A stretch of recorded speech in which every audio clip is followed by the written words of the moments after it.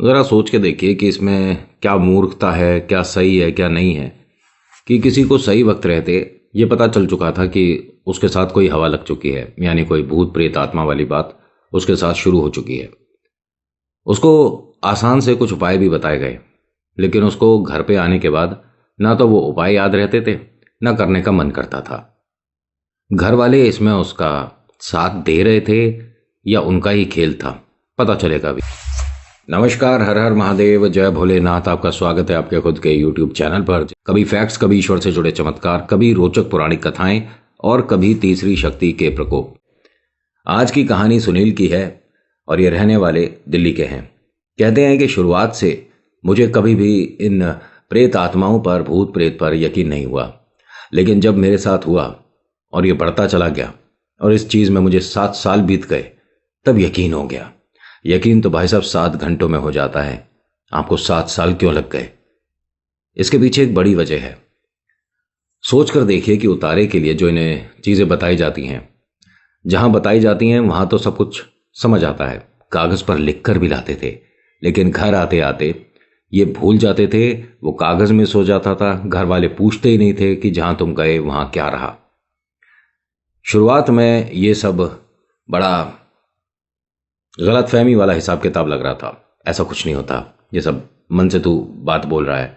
ये सारी चीज़ें सिर्फ किस्से और कहानियों में होती है, असली में ऐसा कुछ नहीं होता।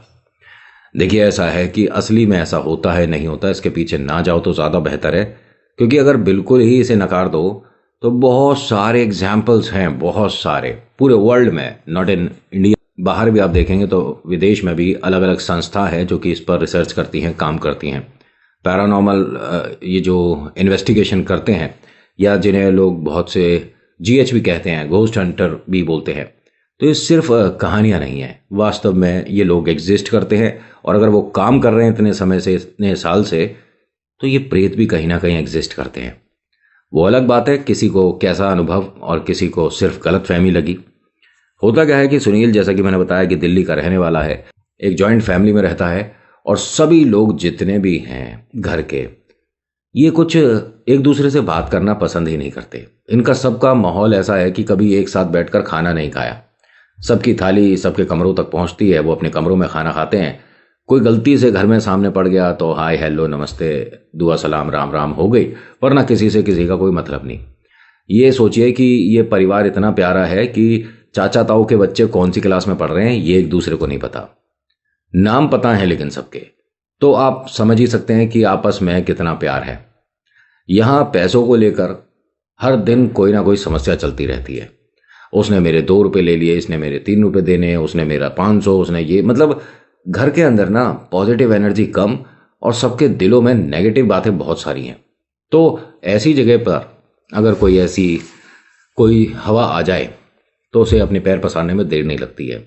अगर कोई ईश्वर का घर है, उसके अंदर पैर पसारने में प्रेतों को समय लगता है।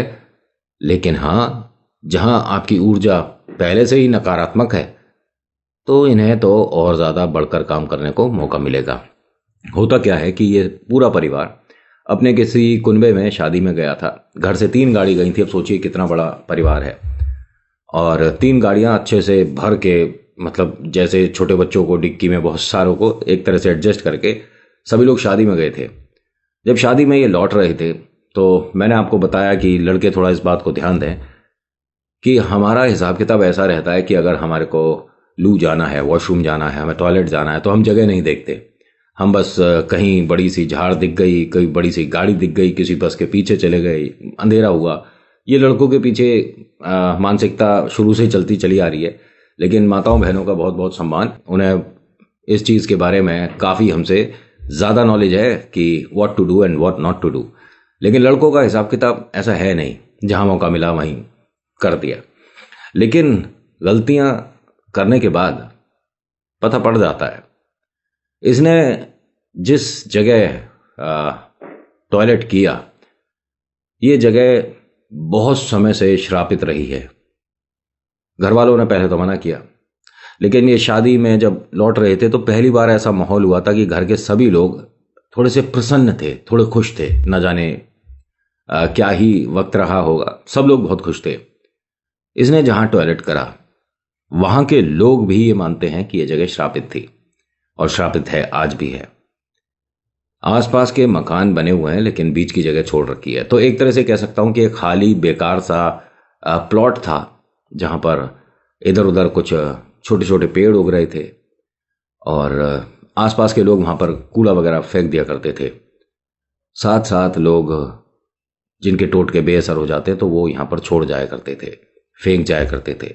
या ये कह सकते हैं कि वो भी किसी का इंतजार कर रहे थे कि कोई भी यहाँ पर एक बार या तो इस टोटके पर पैर लगाए या इसे लांग दे। इन्होंने तो टॉयलेट करा। होता क्या है कि इसके बाद इन्हें ऐसा कुछ एकदम से परिवर्तन नहीं मिला। ये अपने गाड़ी में आए, बैठे, और फिर कहते हैं कि अब घर चल के ना सबसे पहले आज सब लोग एक साथ बैठकर बात करेंगे। बहुत समय बाद आज माहौल थोड़ा अच्छा सा रहा है। चलिए जी, ठीक है। इनके घर में इनकी बड़ी बहन रहती हैं, जिनके पतिदेव नहीं हैं। दोनों का अलग हो गया बातचीत। अब वो अपने बच्चे के साथ यहाँ रहती हैं और पतिदेव का दूसरी जगह शादी हो गया है। समझ गए, इनसे बड़ी बहन है। घर पर आए हैं, सबका मन एकदम ठीक ठाक था, हंस रहे थे, बोल रहे थे। और ये जो भाई साहब हैं, इन्होंने सभी के सामने हाथ जोड़कर न जाने एक स्पीच दे डाली कि मेरे से बहुत सारी गलतियां हुई हैं, आपसे कभी कभी मैं उल्टा सीधा बोल जाता था। आज मैं चाहता हूं ये शादी का जो दिन रहा है वो इतना अच्छा रहे कि हम सब एक दूसरे से अब प्यार से बात करें और गुस्सा गुस्सी ना हो। ये सारी बातें सबको बड़ी अच्छी लग रही थी और सब लोग इसका बढ़ चढ़ कर स्वागत भी कर रहे थे कि अच्छी बात है, चलो ठीक है, अब से मनमुटाव नहीं होगा। तभी इनकी बड़ी बहना ने कहा कि मुझे अब अलग रहना है, तो आप मेरे लिए मकान की व्यवस्था करो। उन्होंने कहा हमारे पास इतने पैसे की व्यवस्था नहीं है कि हम आपको अलग से मकान करा के दे दें। आप यहाँ पर रह तो रही हो, क्या दिक्कत है? उसने कहा नहीं, बस मेरे को यहाँ नहीं रहना, मेरा एक अलग घर करवाइए। अब जैसे ही सुनील ने ये बात सुनी तो कहता है कि आपके लिए घर की व्यवस्था अभी हम सब तो नहीं कर सकते, लेकिन आगे वक्त रहा और ठीक हम पे पैसा जुड़ पाया तो हम आपके लिए एक मकान भी करवा के देंगे। घर के बाकी लोगों ने सपोर्ट नहीं करा। सुनील से कहा कि तू अकेला कर सकता है क्या? घर में तेरी 3 बेटियां हैं, एक बेटा है, उनका फ्यूचर देखेगा, पैसे जोड़ेगा, शादी कराएगा। क्या कर रहा है? कैसे दे देगा? मकान कोई हवा में बनता है? प्रॉपर्टी के रेट पता है? इसने कहा नहीं, ये हमारी बड़ी बहन है, अगर ये चाहती हैं। चाहती का क्या मतलब है? ये भी तो जॉब कर रही हैं, ये अपना पैसे बचाएं, जोड़ें और अपने हिसाब से कोई मकान खरीदें जैसा इनको समझ आता है। हम क्यों करेंगे? हमारा इतना बड़ा घर है, हम इसे बेच कर तो तुम्हारे लिए घर व्यवस्था करेंगे नहीं। आप यहाँ रहो, जितने साल रहना रहो, कोई दिक्कत नहीं है। हमारी बिटिया हो, तुम्हारा भी घर है, लेकिन ये मत कहो कि अब मैं आपको एक नया घर लेकर दे दूं। ये उनके मम्मी पापा ने कहा और कायदे की भी बात थी, कुछ समझाना चाह रहे थे, लेकिन ये जो इनकी बड़ी दीदी हैं, इनका नाम पूरे इसमें बोलूंगा नहीं, वैसे हम काजल रख लेते हैं। काजल जी ने कहा कि देखिए मैं आपको 3 महीने का वक्त देती हूँ, 3 महीने के अंदर मुझे मकान चाहिए। भाई साहब 3 महीने के अंदर कोई मिडिल क्लास फैमिली गाड़ी नहीं खरीद पाए मकान की तो बहुत बड़ी बात है। और ये कोई पैसे से धन धारने से कोई बहुत जोरदार लोग नहीं है, मिडिल क्लास फैमिली है, पुराने ज़माने का मकान है, दादा लाई मकान है मतलब, और उस पर ये सब कुछ होने लग गया। अब सब लोग यहाँ से बड़े अच्छे मन से बैठे थे, लेकिन सब उदास मन से चले गए कि ये इसने, काजल ने बहुत गलत कर दिया, इस तरह की बात करती है घर में बीच में।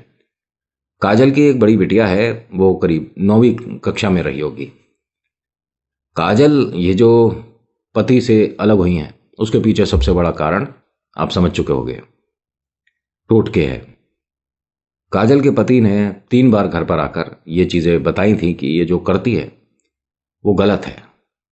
मैं इन चीज़ों के विरुद्ध हूं, मैं ईश्वर पर तो आस्था रखता हूं, लेकिन ये सब मैं घर में बर्दाश्त नहीं करूंगा, क्योंकि इससे मेरे घर में मेरे माता पिता, मेरी बड़ी बहन, मेरे छोटे भाई पर असर आ रहा है। ये न जाने क्या क्या करती पड़ती रहती है, या तो आप समझा लो, नहीं तो हम अलग हो सकते हैं। और उसने राजी खुशी ये कहा कि नहीं, मैं आपसे इतना प्यार नहीं करती जितना मैं इस विद्या से करती हूं। न जाने क्या रहा और भी क्या बहसबाजी हुई होगी। सुनील से क्या कहती है कि सिर्फ तूने मेरी मदद करी, मेरे हक में बात करी, तुझे छोड़कर सभी लोगों को राजी करना है, तू तो मेरी तरफ है। उसने कहा हाँ, बस मेरी स्थिति अगर ठीक हो जाए तो मैं पैसे से जब मजबूत हो जाऊंगा तो मैं आपकी मदद ज़रूर करूंगा, आपको मकान ज़रूर दिलवाऊंगा। आज नहीं तो कल तू पैसे वाला तो बन ही जाएगा, लेकिन इन सबको सबक सिखाना थोड़ा सा ज़रूरी है। मेरे लिए एक काम करेगा? हाँ दीदी बताओ। तो उन्होंने नारियल मंगवाए। तो इसने कहा कि इस वक्त तो रात हो रही है, अब इस टाइम तो मिलेंगे नहीं, सुबह ला दूंगा। और दीदी ने ये कहा कि ठीक है फिर कल ले आइयो, लेकिन दो बातें ज़रा ध्यान रखियो। एक तो शाम के समय लाना है, मतलब कि अंधेरा होना चाहिए।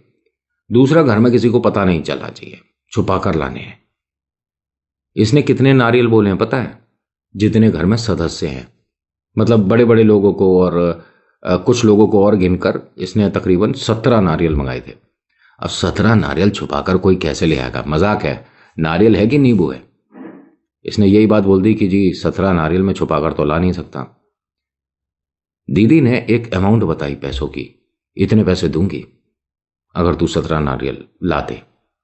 उसने कहा मैं 2-3 बार में ला सकता हूं। उन्होंने कहा कैसे भी ले आ, लेकिन इतने पैसे दूंगी। ये पैसे से ना थोड़े से कमजोर हैं। इन्होंने एक दुकान करी थी, वो चली नहीं, और बस घर से जो थोड़े बहुत पैसे मिल जाते हैं उसमें काम चल रहा है। इनके भी बच्चे हैं, बड़े हो चुके हैं, बच्चे जॉब कर रहे हैं, तो उनके जॉब में से थोड़े जो पैसे मिलते हैं उससे, मतलब इनकी कोई ज़्यादा ज़रूरतें, ज़्यादा ख्वाहिशें नहीं हैं। बस इनका ये है कि बिटिया की शादी हो जाए, वो अपने अच्छे घर चली जाए, बेटे का जॉब लग जाए। इन्हें कोई, मेरे को कुछ रईस नहीं बनना, मुझे कुछ ज़िंदगी में अचीव नहीं करना। इनके कुछ शौक भी गलत थे। ये खाने पीने वाले भाई साहब थे। 7 बजे के बाद कभी किसी नाली में से उठा के लाओ, कभी तो ऐसे की नौकरी कितनी लंबी चलेगी, जिनकी कहानी सुना रहा हूं। आप समझ गए ना कि 7 बजे के बाद पेंगुइन बन जाते हैं, गाड़ी तेरा भाई चलाएगा। तो ऐसे आदमी की नौकरी छूटना या नौकरी में आगे ज़्यादा सक्सेस ना मिलना कॉमन सी बात है। अपनी दीदी के लिए उस पैसों को सोच कर कि इतने पैसों में मेरा 4-5 दिन का काम चल जाएगा, पकौड़ी भी आ जाएगी, नमकीन आ जाएगी, और समझ गए ना, कुछ चीज़ें एल्गोरिदम के हिसाब से मैं बोल नहीं सकता हूँ, अदरवाइज मैं तो खुल्लम खुल्ला बता दूँ कि कहाँ बैठ के क्या कर रहे हैं। खैर, इन भाई साहब ने अगले दिन नारियल की व्यवस्था कर दी। दीदी के कमरे तक पहुंचाना था, पहुंचा दिया। दीदी ने उसे अपने कमरे में जहां छुपाना था छुपा लिया। अब होता क्या है कि इनकी जो गुड़िया है वो भी इनके साथ इनके कमरे पर रहती है। दीदी ने उसे कहा कि आज तू एक काम कर, दूसरे किसी के घर में कमरे में रुक आराम से, और मुझे आज पूजा करनी है। वो जानती थी कि माँ कौन सी पूजा करती है। उसके कुछ करने से पहले ही उसे ये चीज पता चल गई कि घर में तो पहले से कुछ आया हुआ है। अब इसने उसे बुलाया, जो कि सुनील के माध्यम से घर में आ चुका था, लेकिन वो कोई एक्टिविटी नहीं कर रहा था, किसी को परेशान नहीं कर रहा था। ये कह सकते हैं कि वो बस यहां से हो सकता है कि कुछ समय बाद चला भी जाता, थोड़ी अपनी जरूरतें पूरी करवाकर या अपना पेट भरकर। लेकिन जैसे ही इन्होंने कुछ पढ़ना शुरू करा, पहले नारियल पे ही इन्हें ये पता चल गया हमारे घर में तो कुछ है। अगर ये घर की परवाह करती तो ये पूरे घर में सभी को एक सेफ रख सकती थी, लेकिन इन्होंने उल्टा कर दिया। इन्होंने उसे अपने सामने बुलवाया जो आया हुआ है, उससे पूछा कहां से आया है, कहां से लगा। तो उसने बता दिया मैं कहां से लगा हूं। किस पर है तू? उसने ये भी बता दिया कि मैं किस पर हूं।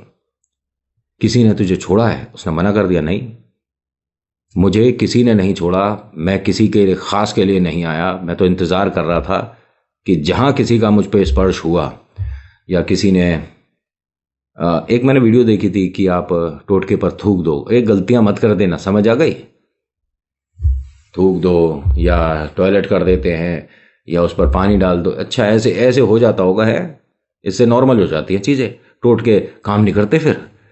ऐसा है, ये सारी चीजें ट्राई करने के बाद ना उतारे के लिए बहुत से लोग मंदिर तक भी सही समय तक